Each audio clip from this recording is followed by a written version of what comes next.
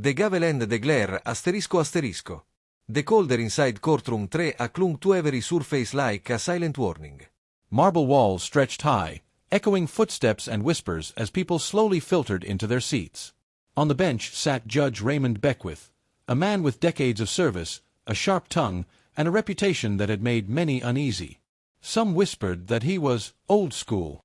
Others didn't bother with euphemisms. They called him what he was: cruel, biased, and unfit for the robe. Today's case wasn't high profile, yet. But what happened inside these walls was about to shift the nation's gaze. 28-year-old Jamal Hart entered the courtroom in a charcoal suit that looked slightly too big for him, probably borrowed. His posture was stiff, a product of both nerves and years of learning how to make himself appear non-threatening in spaces like this. Accused of resisting arrest and assaulting an officer during a traffic stop, Jamal stood not just to defend himself, but to stand trial for simply surviving the system. He wasn't alone. His mother, Denise Hart, sat quietly in the first row, gripping a silver cross that had belonged to her husband. Jamal's public defender, a young, earnest man named Carlos Vega, leaned in and whispered something reassuring. But Jamal barely heard it. His eyes were fixed on the judge, who hadn't looked away since he entered. Judge Beckwith banged his gavel with unnecessary force. "Let's proceed." Mr. Hart, stand. Jamal obeyed. Beckwith adjusted his glasses and sneered. "You people never learn, do you?" A sharp intake of breath rippled through the courtroom. Jamal's eyes narrowed slightly, but he said nothing. Carlos stood quickly. "Your Honor, I must object to that characterization." "You'll sit down unless you want to join him," Beckwith snapped. His voice cut through the room like a whip. Carlos slowly returned to his seat, stunned. The judge continued. "You think the rules don't apply to you. You think you can run your mouth, throw punches at officers, and expect a slap on the wrist. Not in my courtroom." A hush fell. Jamal clenched his jaw. His mother rose from her seat slightly, but a court officer placed a hand on her shoulder to keep her down. "This isn't a community center or some activist's fantasy land," Beckwith growled. "This is a court of law." But then it happened. A quiet click came from the back of the room. Subtle, but unmistakable. A teenager, maybe 16, sat in the gallery with a phone angled just barely above her lap. She had begun recording just as the judge launched into his tirade. Unseen, unnoticed, but very, very aware. Jamal, who had been staring straight ahead, caught her movement from the corner of his eye. For the first time, something resembling hope flickered across his face. Because in today's world, the truth didn't always depend on legal teams or transcripts. Sometimes it came from a camera. The silence in courtroom 3A was tense, brittle, like glass ready to shatter. Judge Beckwith, oblivious to the small lens watching from the back row, leaned forward on his bench. His narrowed eyes bore down on Jamal with a fire that had nothing to do with justice. "What were you doing out at midnight, Mr. Hart?" the judge demanded, the words soaked in insinuation. "I was driving home from work," Jamal said calmly, voice low but steady. Beckwith scoffed. "Work? Doing what? Dealing on a corner doesn't count as employment in my courtroom." Gasps scattered throughout the gallery. Carlos, Jamal's lawyer, stood so quickly his chair screeched against the polished floor. "Objection, Your Honor." "That's baseless and prejudicial." "Sit down," Beckwith's voice thundered. "And don't test my patience again." Jamal didn't flinch, but his fists were clenched at his sides. He had expected bias, even disrespect, but this? This was something else entirely. It wasn't just an abuse of power. It was an attack. And it was happening in plain sight. Or so Beckwith thought. In the back of the courtroom, the teen holding the phone, Tasha Brooks, felt her pulse quicken. She was supposed to be there with her aunt, observing court proceedings for a civics class. But when she saw the judge's face twist into contempt the moment Jamal walked in, something in her shifted. She record. Now her hands trembled slightly as she captured every word, every tone, every flash of hostility coming from the bench. Jamal's mother sat with tears welling in her eyes. She wasn't crying out of fear. This wasn't new to her. It was the same story, just a new setting. But watching her son, standing tall in the face of humiliation, ignited something deep in her, a mixture of heartbreak and pride. Beckwith continued his monologue. You had drugs in the car. You had no license. You resisted arrestò.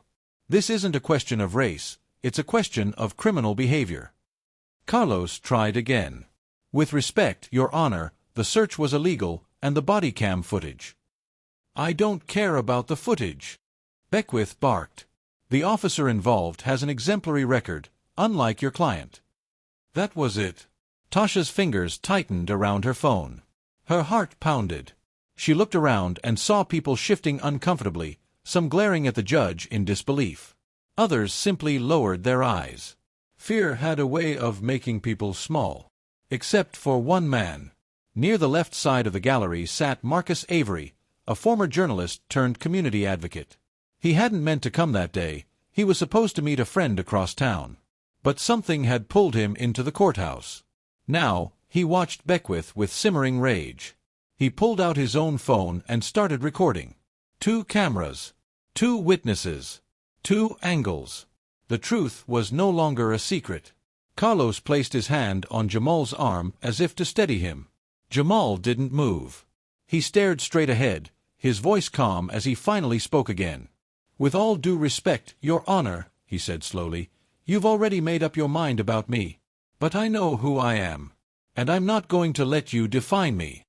The words hung in the air like smoke. Judge Beckwith's face turned red. You dare speak to me like that. The entire courtroom held its breath. Then, in a move that shocked everyone, the judge stood. He didn't just stand, he stormed down from the bench. Beckwith, robed and livid, marched across the floor like a man possessed. And just like that, the sound of the gavel was replaced with something far more chilling. The sound of a scream. Moment the room froze asterisco. The scream wasn't from the judge. It came from Denise Hart, Jamal's mother, who stood in horror as Judge Beckwith charged toward her son, red-faced and roaring like a man gone completely unhinged.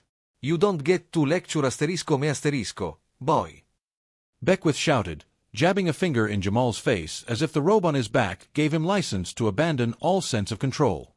Gasps broke through the crowd. A bailiff instinctively moved forward, hesitating mid-step, unsure of what to do. Judges weren't supposed to leave the bench. They weren't supposed to confront defendants like street bullies. But this was no ordinary judge, and this was no ordinary moment. Jamal didn't move. His spine was straight, his chin high, but his eyes held something beyond courage. It was heartbreak. Frustration.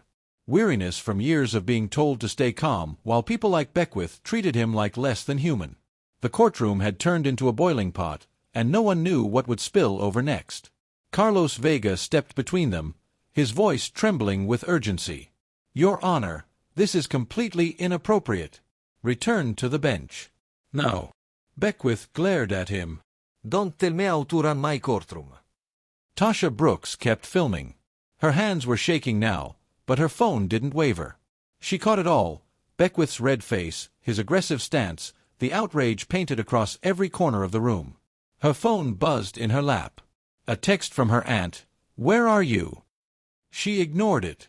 Marcus Avery, seated just a few rows back, was already uploading his footage to the cloud, just in case someone tried to confiscate it. His instincts as a journalist kicked in full force.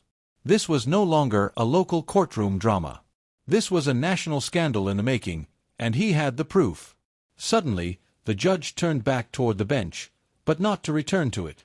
He reached beneath the desk. Gasps turned to cries of panic. "What is he doing?" someone whispered in fear. A court officer finally sprang to life, rushing forward to intervene, but Beckwith emerged from behind the desk holding, not a weapon, but a copy of a thick case file.